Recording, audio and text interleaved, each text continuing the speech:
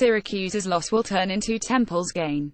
Earlier this offseason, Rodney Williams decided to transfer from the Orange. On his personal Twitter account Friday, the defensive back confirmed that he will be continuing his collegiate playing career with the Owls.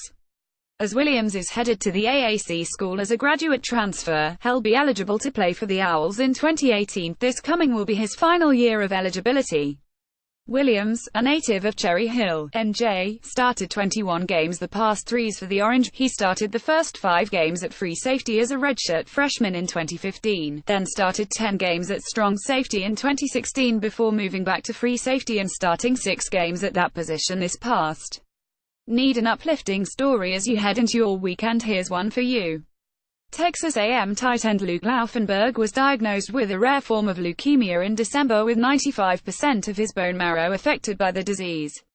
But just a little more than 4 months later, Laufenberg has reportedly beaten the disease and is said to be cancer-free. Laufenberg's father, former Dallas Cowboys player Babe Laufenberg, shared the uplifting news on his Twitter account Thursday evening. Why are we smiling on a day when Jason Witten retires? Because this tight end was pronounced cancer-free today. I can say I have never been more proud of anything in my life than the way Luke Laufenberg battled his ass off. He has shown me what it means to compete.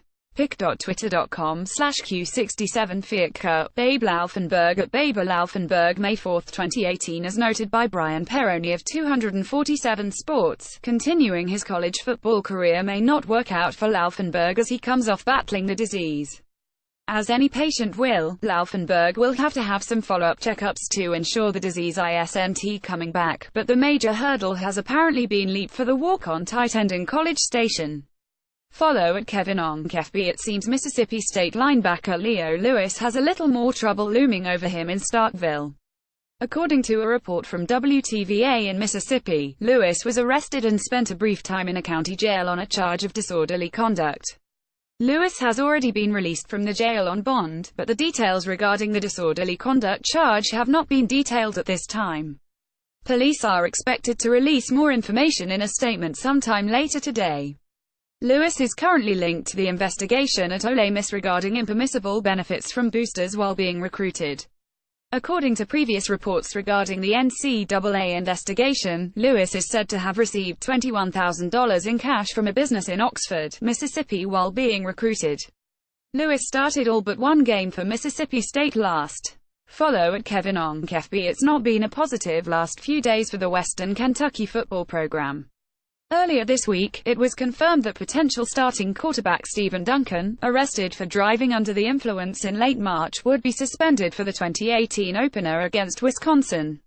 Adding to that misery, it was confirmed that the man who would have been hiking the ball to whichever quarterback won the starting job, Dennis Edwards, recently informed the coaching staff that he has decided to transfer from the Hilltoppers.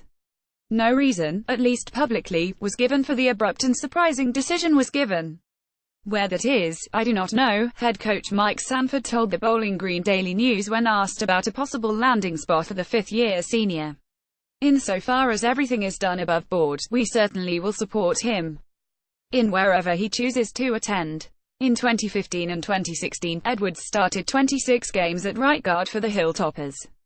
After moving to center prior to the start of the 2017, he started all 13 games this past year in the middle of the line for WKU. This certainly isn't a good look.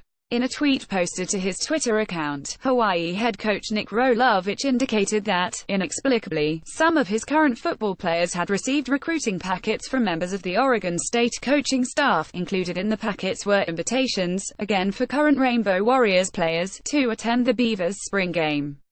In his tweet, Rolovich listed the Pac-12 program in a missive that began with his apologies for his players not being able to attend the spring game as it was the same day as theirs, and ended with the instant classic #SloppyBeavers, which might be my new favorite thing ever. My apologies for our players not being able to attend your spring game. Ours was the same day, bad timing.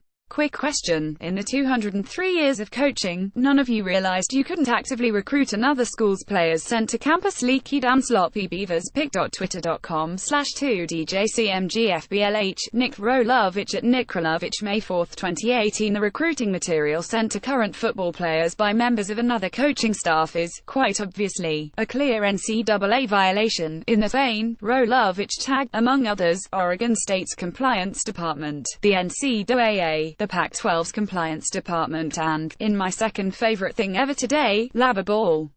We're investigating right now, trying to see what happens, an OSU spokesperson stated. According to the Oregonian, 3 members of first-year head coach Jonathan Smith's OSU coaching staff have been assistants at Hawaii at some point the past 2s. Special teams coordinator Jake Kirkus, wide receiver coach Kefent Heinsohn, and defensive line coach Legi Surunoa. It's unclear if they were the assistants involved in the bungled recruiting incident.